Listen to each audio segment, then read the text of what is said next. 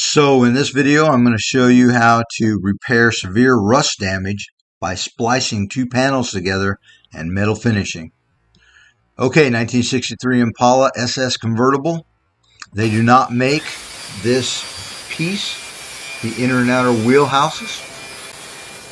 So you can see the damage. We are going to repair that. And there's only two ways to do this. Well, you can do it the right way or the hack way.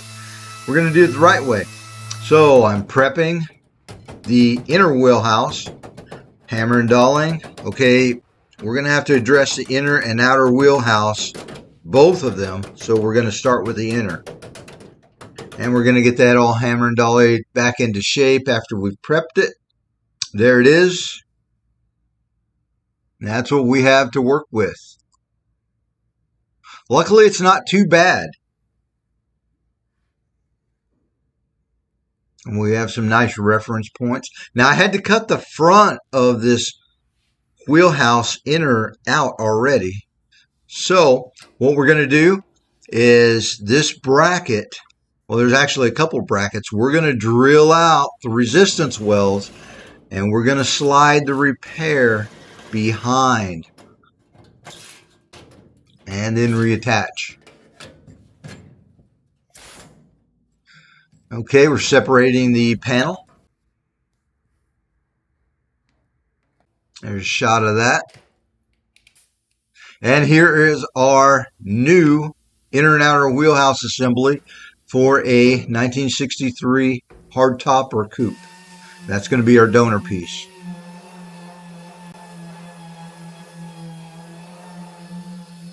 And we're going to get that prepped.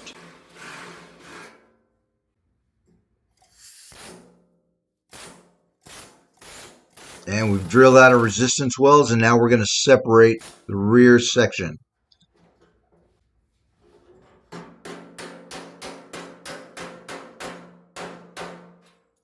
Straighten that out a little bit. And we're going to lay out our cut line. And you'll notice I'm going to put some little V's, and that is the direction of the cut. It's just a reference. If you don't, you might cut the wrong side of the tape. And that would be bad.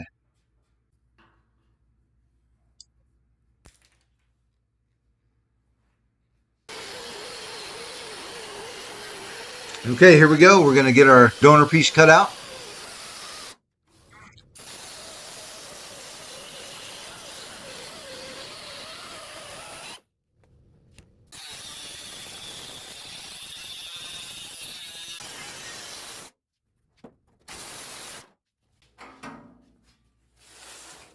And there's our donor piece.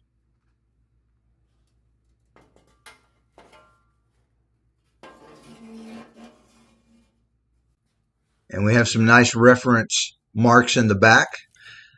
Now we're laying out our cut line on our inner wheelhouse.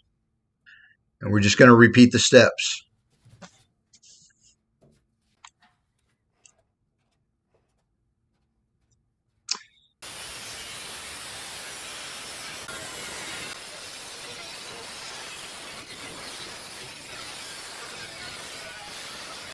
I'm going to make a nice straight cut here.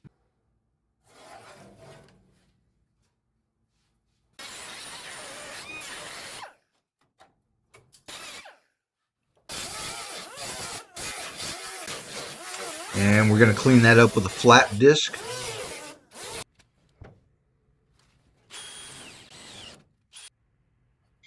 And now we're going to drill out the resistance welds. We don't want to drill all the way through. We want this a backer. So we're going to split it now. You can see I haven't went all the way through. And we're going to slide our donor piece up underneath. And then that little indention there, the first one, rib, if that's what you want to call it, that's going to be our alignment. That and then the factory alignment tab. For the back, then we'll just have to set the front height. Yeah, that right there. And here's our factory alignment tab.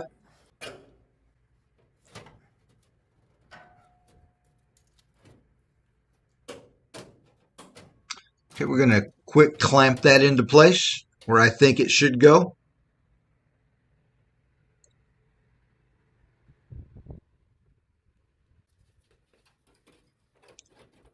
And we're going to check with the old piece that we had cut off for the correct height. Now this has some really good reference points. You can see the body line there. We're just matching that up. Now we're going to mark that out.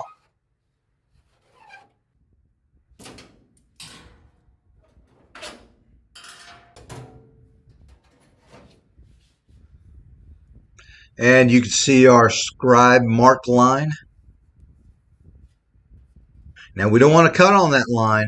We're going to trim this piece down a little bit more because we don't need all of this excess. And using tape so we can make a nice straight crisp line.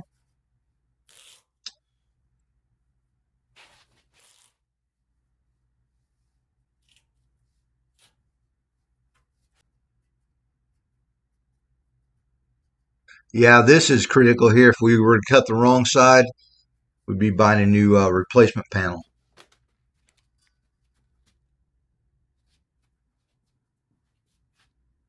There it is.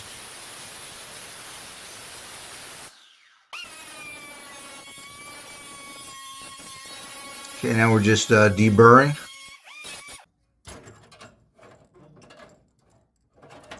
Okay, now we're coming into the critical part for this method. Okay, I'm going to add a couple of punch holes so we can do plug welds.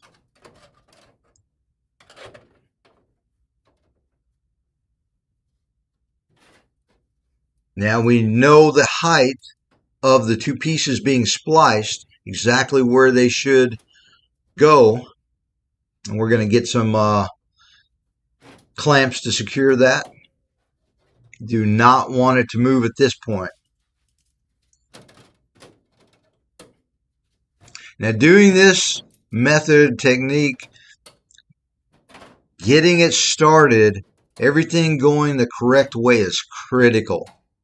And taking your time and doing this the right way is critical on this. Otherwise, it's going to turn into a big mess.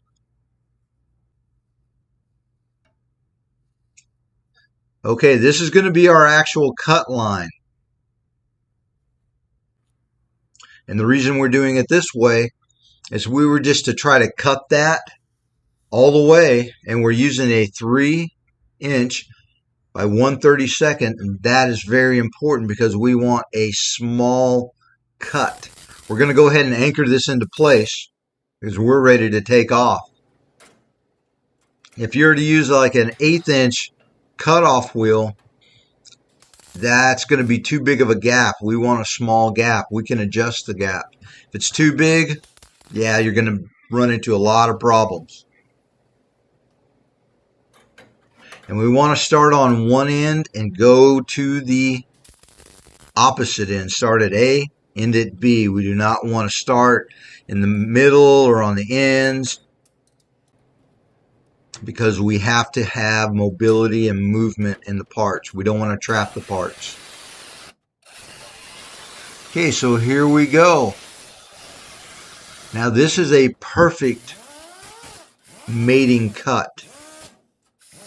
If we were to try to just cut the line with a marker mark or something like that, you'll never get as a precise cut as doing it this way.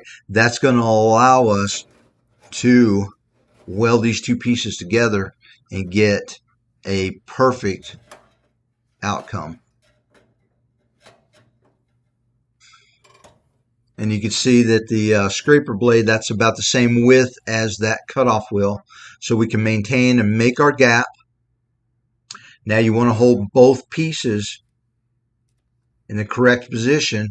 That's a little trick. You don't want to hit that with that little end there. You want a nice clean cutoff end on your MIG, and you want to get a tack on it. Now you can see why the Size of the gap is critical. If that gap was too big, yeah, the metal's too thin, you're going to have, it's just going to be a nightmare. So you want the correct gap so that we can tack weld these. The weld nugget is going to go all the way through to both sides. Let me rephrase that. You're going to have penetration, good penetration on both sides, and that's exactly what you want. Now we're just going to start, take our time, keep all of the metal secure. As we go, we're constantly checking to make sure that the metal hasn't moved in or out. We want both pieces parallel. That's very, very important. And that's why we're using the clamps with the flat ends now, because we're getting out into that flat section. If you do this part wrong, or if you hurry too much, you're going to have a misalignment, or you're going to put too much heat into the panel.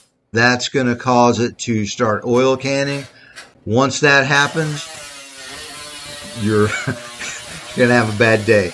Oil canning. What is oil canning? Oil canning is when the metal pops or pushes in or out. It won't stay stable, and the reason that that happens, when you either strike metal with a hammer, or it is damaged in a collision, or you weld it or put heat on it with a torch, plasma cutter, anything like that, the metal will stretch or contract in areas. That will cause oil canning. You do not want that.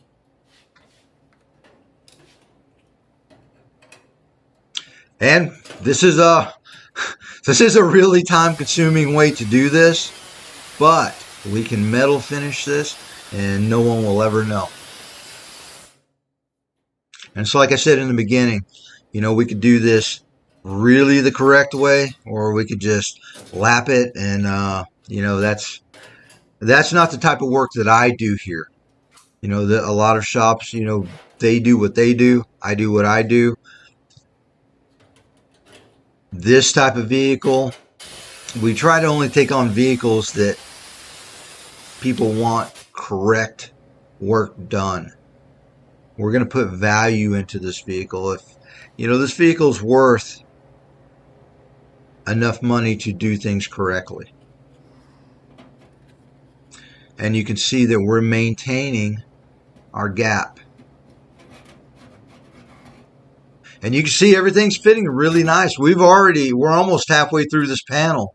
Now, you constantly have to stay on top of the metal, keeping it flush, keeping it parallel, keeping the gap correct, because as soon as you put a tack on it and introduce heat into those two panels, they're going to move. You cannot just take off.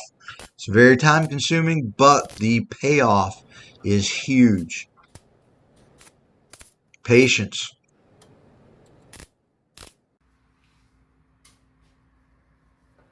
And here's what it looks like all finished. And you can see that the panels look really good. So we're going to dress this down now with a grinding wheel. And these steps are going to be done in a progression. This isn't a one and done. You can't finish it all with a grinding wheel. And if you try, you're going to gouge the metal. That's not what we're going for. Then you'll have to use body filler. We're going to shoot for, or we will, we're not going to shoot for, we're going to metal finish this where the only thing that you will need to apply is primer. No body filler. And we'll usually do 2 passes. The first pass, just knock off the tops of the welds. Second pass, a little bit further. Now we've moved on to a Rowlett disc. And you want to keep everything flat when you're grinding, because if you angle it too much, you're going to gouge the metal. And you'll definitely see it.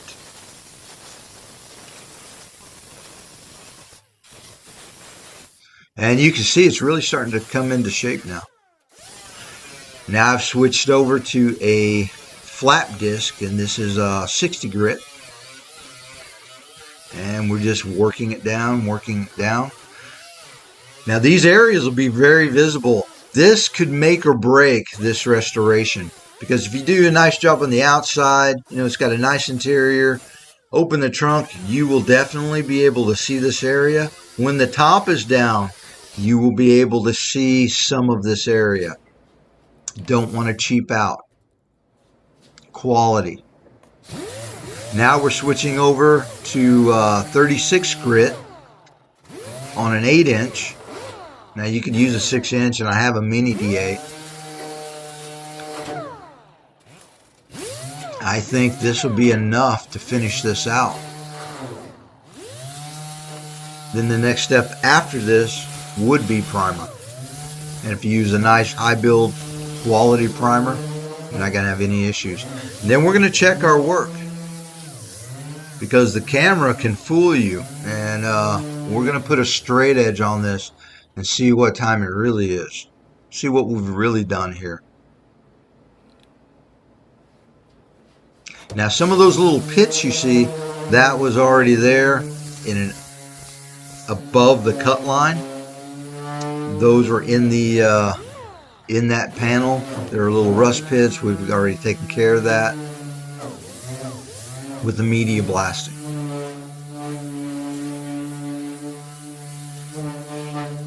And this is another critical area too. Here, when you're working the metal, like with this orbital, if you push too hard or if you stay on the metal too long, heat it up, that can cause warping and oil canning also.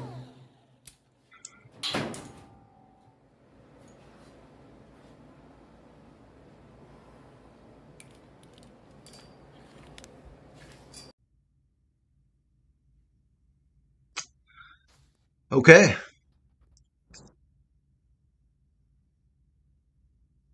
Well, I'm pretty happy with it.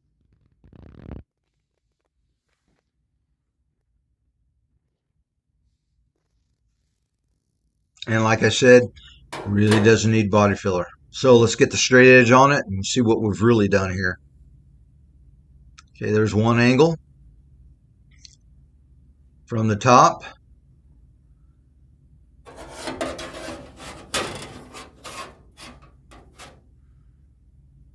Everything's nice and straight. I'm going to call that good. Non-obtainable part saved. Hey, this is Robert at Guzzi Fabrication. Thank you for watching. This is part 9. Follow this car all the way through. 1963 Impala SS convertible restoration.